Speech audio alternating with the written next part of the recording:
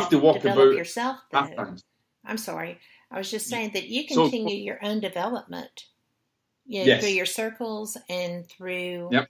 other methods as well. You're Yes. constantly a man in progress. Constantly development. I am never stopping development. I 24/7. I'm developing. I live a very prayerful life, and prayer is a very important aspect to me, and especially even in the intervention work that I do, prayer becomes an increasingly fundamental aspect of my life. I have a particular time that I pray, and a particular methodology that I go through with prayer, and I don't say prayers that I learned at school. I don't say Our Fathers and Hail Marys and Glory Bees and things. I commune with Spirit. I commune with the divine, and I open my heart, my soul, and I talk like I'm speaking to my best friend. Right. But I also use a certain formula where I call upon my divine power. I call upon my divine authority as given to me by God, Jesus Christ, whatever you believe in, and I use that. So, yes, awareness, your development is continue. And I'm not just developing as a medium, I'm developing as a person. The mediumship is another aspect, but it's another aspect of my spiritual self. I'm trying to develop in every way that I possibly can in my life. But I'm not infallible. We still have that humanistic aspect to Oh, us, and yes, but people. none of us are. No, exactly, and people out there that are listening, Kat, you can change anything in your life just by having an awareness of it. And the minute you have an awareness of it, then you're starting to feel that vibration. Here's a little tip that I'll give to anybody who's like meditating or tries to go into silence. A lot of people have a problem when they're meditating because they're continually they've got mind traffic, or they have that monkey mind that people talk about. But one of the things that really helped me, and one of the things that helps me with even becoming aware of something, is in my breathing. I don't think about the conscious aspect of the breathing. I think about the time in between my out breath and my in breath. And when I start to become more aware of that particular time, that moment in time, that second or that millisecond, whenever I'm breathing in, just before I release and breathe out, that's when I try to put my focus and my intention and my awareness there, because that to me is the time when my material and my spiritual are at one, and I'm basically in touch with the divine. And that has helped me. And every time I do it, it gets better and better. So you might try it first off, one particular time, and you won't get it. But the idea is that you continue with it. You keep doing it. And whether you're meditating, whether it's before you even eat your food, before you take a drink, before you go to sleep, take that deep breath and just try and be aware of that little space in time between the in and the out breath, and recognize that as your divine point of connection. That's a great tip, because that is a form of self hypnosis, but that is also self help, and being able to connect in that way. Absolutely. How can you argue with that? That's beautiful. And it's very simple, and it costs nothing, and it's available for us all. And so, before I eat, I'll do the same thing. Before I drink, I'll do the same thing. Before I drive, I won't do it when I'm driving, obviously, because that would be totally crazy. But that's reassuring.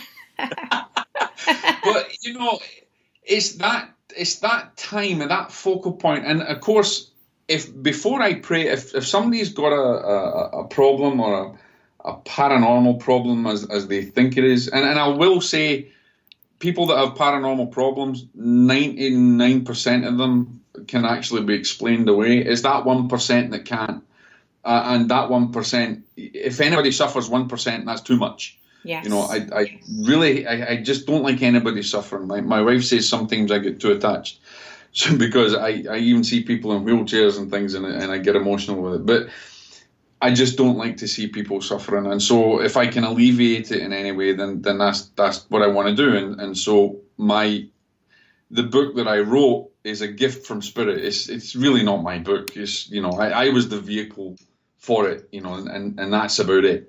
But it's continually living, and if I can just give those tips to people to help them in their lives, and you don't have to be a medium, paranormal investigator. I mean, this book is for everybody. But we have tools that are free, and we've got tools that we can use. And I think just even the simple point of breathing, even before I pray, I'll do the same thing. Before I go in and deal with a situation that may warrant some divine intervention, then that's my point. That's my key. That's my opening. That's my doorway. And I think everybody should do that simple thing just to make their awareness that much more powerful. And personal. And very personal, because all of our experiences are personal. And even when someone's having a paranormal experience, it's personal. So you also have to have an awareness of how you deal with that person. And it's like in mediumship. I'm going to get a simple example is if someone's really, really grieving and suffering, and you say to them, I have, they've lost a husband. I have your husband coming through, and he's coming with a name connected, da da da da da da da. And he's not been happy with you because you haven't been eating well or anything else. That individual doesn't remember any of the other evidence that you've given. What that woman has just got is that my partner on the other side is not happy with me and forgets about the eating. Yes.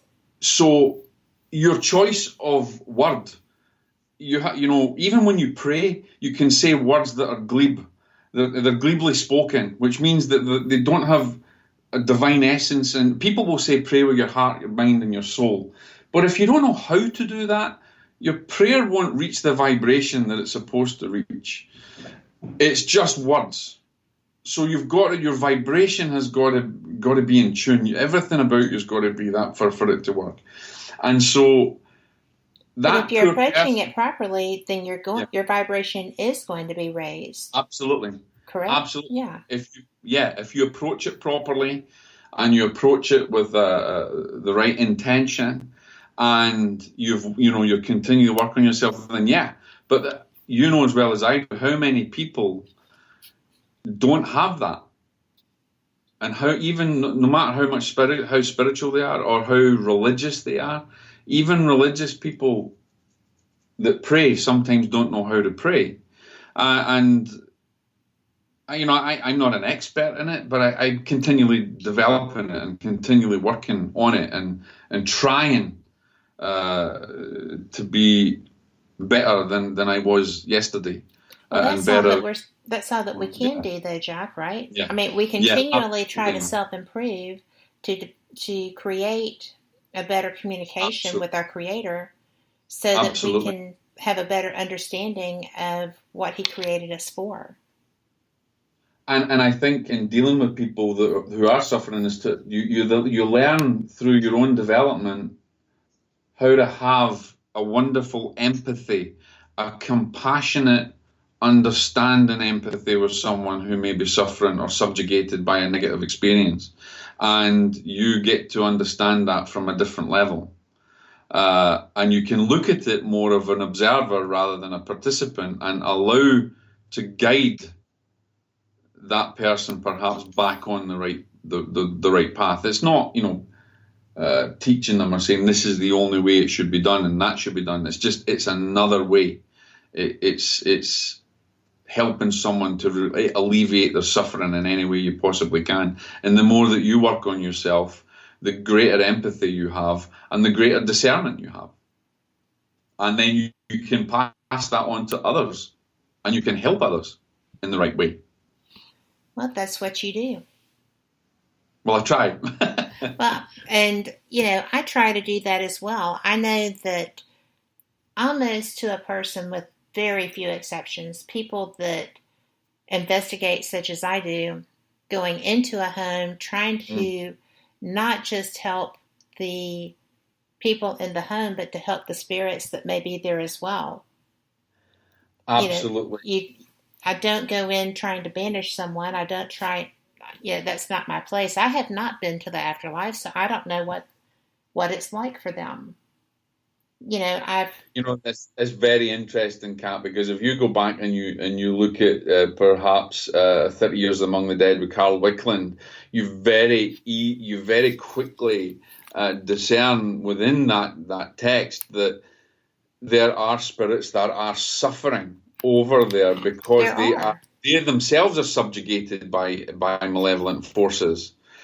And so you're working kind of both sides of the fence. You have to be aware, not from the material plane, but also the spiritual plane. Absolutely, because there's many spirits that are suffering needlessly as well. And sometimes I think we often forget the spirits on the other side, and we take too much into consideration about what the feeling is here in the material plane, and not considering enough of what may be happening on the spiritual plane. And certainly there's nothing better than helping both sides, and not just the one side. And I'd love to see that more. I'd love to people to understand that more. There's two sides, like it's that famous saying, isn't it, Kat? There's two sides to every story. Well, there are, and I've actually been on two separate investigations that happen to be with the same team. They may never let me go back, but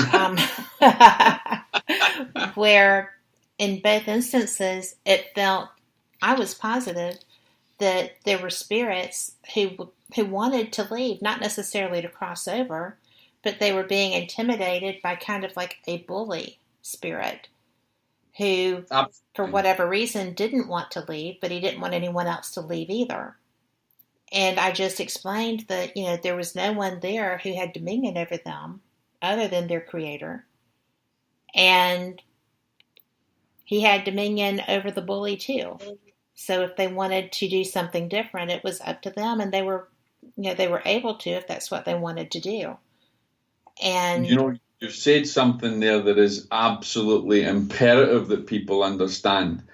As our Creator created all things, yes, the Creator also created the negative aspect. Yes. And so there is power in dominion overall, and that's a great thing, and it's a great point to bring up, because too many people maybe forget that, and that's where your divine authority comes in, and that's understanding that the divine authority, and I think I wish a lot more paranormal investigation organizations or groups. I mean, and there's thousands and thousands and thousands of them. And like I said at the beginning, there's really professional ones, and there's not so many professional ones. True. But to have that knowledge and to understand that, I think takes it leaps and bounds beyond just the basics, and to understand that power that you have. Okay, we're going to have to continue this because this is a big deal. And absolutely. It's a huge deal in your book, but we have to take a 2-minute break.